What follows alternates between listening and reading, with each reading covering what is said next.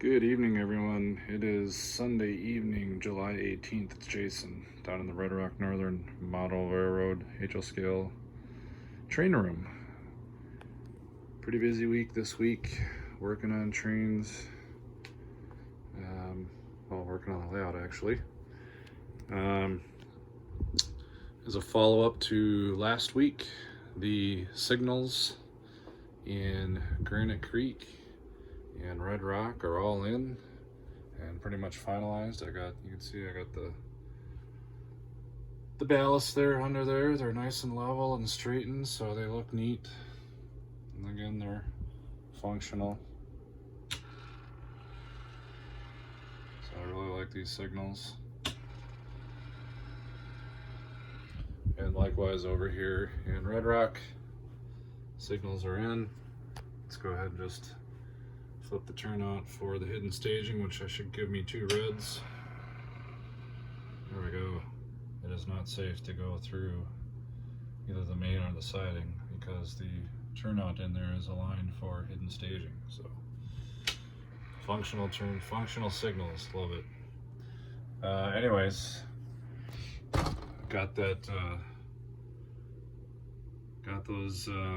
mounted on ballast, so that's looking good. That actually was pretty easy. Also did the same down here for the yard lead signal. So we've got, if we align it for the yard, get a green signal. Looks good, looks like it's planted into the earth. All right, so that's pretty much it for signals for now. I would like 2 more signals over here. For the left side is the siding in Red Rock, and the right side is the main. It would be nice to have 2 more signal heads going into the tunnel so that we know what shape the turnouts are in over here, and you can't see them because that leads me to my second subject. So I'm going to probably work on these in the next week or 2 and try to get those in. A little more complex for the wiring because we've got 2 turnouts, 2 tortoise, and 3 signals. So I'm going to have to figure out how to do that wiring wise. Over here in George's Gorge, I found out that my 1991 Desert Storm Burlington Northern SD60M was derailing here on the curve on the bridge work going over George's Gorge. And what I found when I brought the laser level down, actually I didn't even need the laser level, the front truck of the locomotive when we were going this way was riding up over this rail here.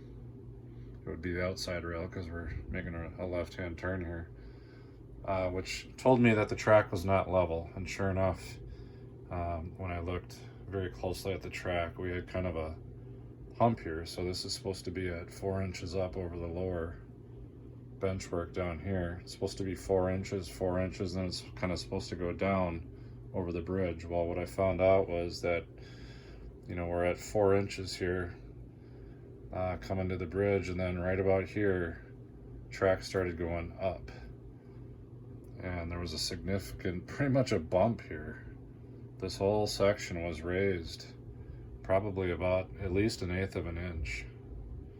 And I don't know if it was always like that and I just never caught it before, or if maybe it moved a little bit, or maybe a combination of both. But I have historically had problems with this section here, so I've replaced this track actually probably at least 3 times before I put the ballast on, just because it's kind of wicked over here. We've got a couple of curves, we've got a grade starting, and it's hard to measure the radius of these curves exactly with very little room to work with. And I was trying to stick to 24-inch minimum radius. So anyways, I'll chalk it up to maybe I did just not a good of a job laying the track as I thought I did.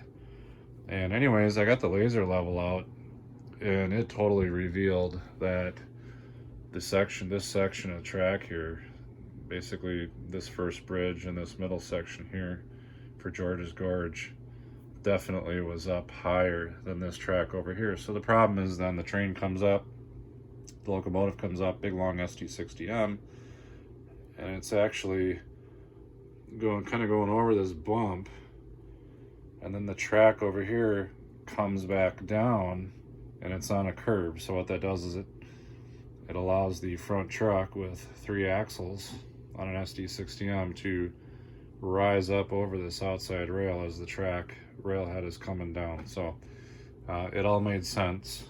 It's the only locomotive that was doing it. The Jeeps have no problem with this. My other 6 axles had no problem with it, but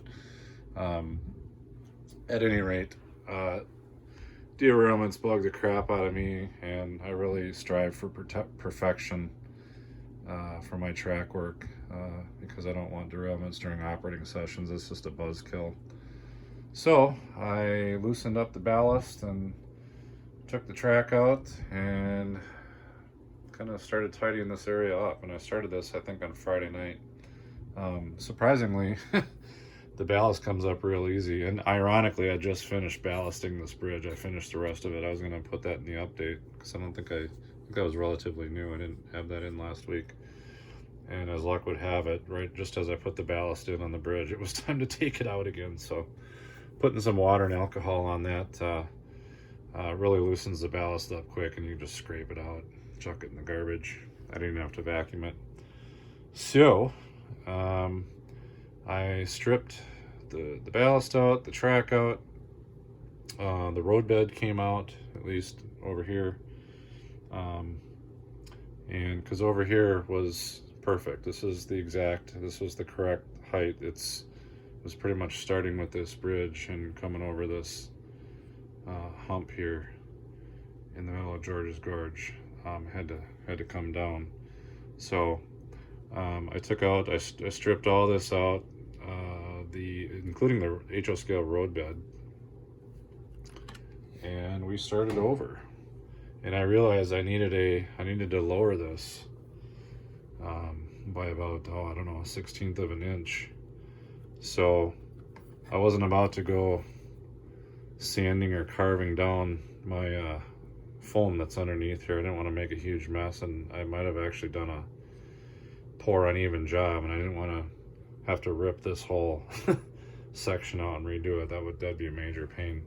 So what I instead decided to do was, instead of putting in HO scale cork roadbed, I tried N scale roadbed, and it actually worked perfect.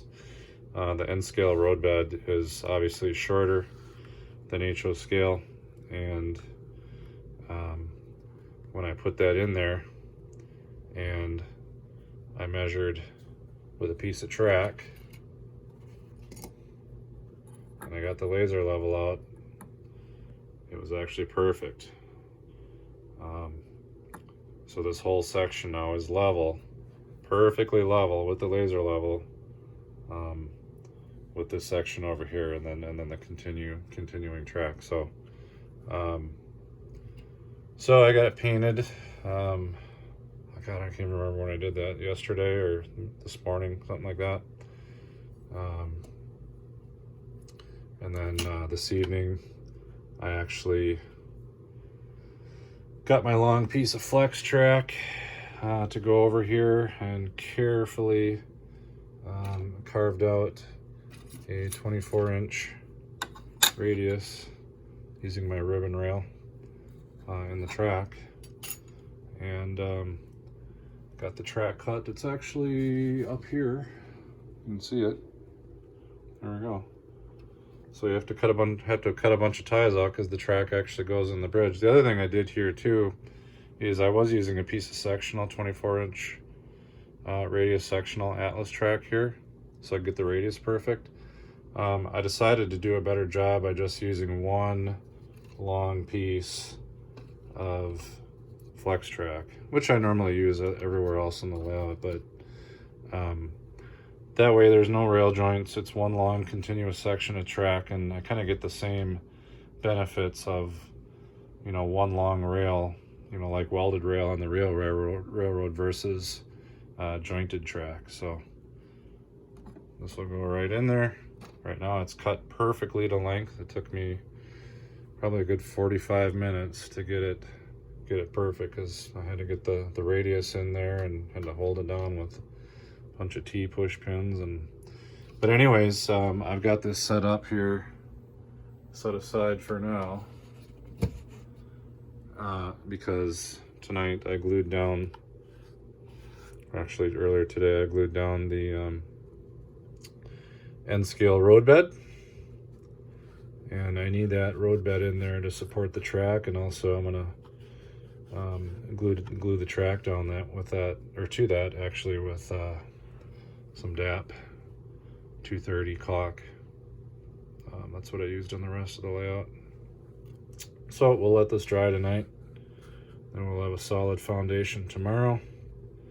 And with this cork firmly glued down, I can hopefully push some track nails into that to make the track hold its shape, while I then glue the track down with the DAP here on this cork and over here. And then I'll let that dry, and then when it's all good, and I might wait a week or two running trains before I ballast, but once it all looks good and operationally it's sound and it's not moving, then I'll go ahead and reballast it, and I'll put this girder back on the bridge. I took the girder off so that I could measure the track height with the laser level. Obviously, with the plate girder on there, the laser level can't get through the plate to measure how high the railhead is. So this is my, by the way, in case you've never seen it, my scratch built bridge on a curve. All it is a piece of hardboard with two plate girders glued onto the side and then painted black. Real easy. So I knew that I had to put those plate girders on there originally, and all I had to do was use a little gentle force to pull one of the girders back off so I could use the laser level to check the track height. So anyways, I'm gonna keep it short tonight. We're at 12 minutes. It's pretty late. I'd like to upload this and go to bed. Gotta work tomorrow morning, but hopefully I have an update a week from now, that the track over George's Gorge is working well, and hopefully no more derailments for Mr. 1991 back there, and we'll get it ballasted. But say the biggest update of this railroad for the past year, maybe two, aside from getting it all ballasted, is these signals. I'm really loving these signals, so I'd really like to cap it off by getting 2 more signals over here. So I got more. I just ordered 6 more, and they came in this week. So all I got to do is wire them, and before I wire them, I got to figure out how I'm gonna wire them. So that's all for now. Peace out. Take care. Have a good week. Bye bye.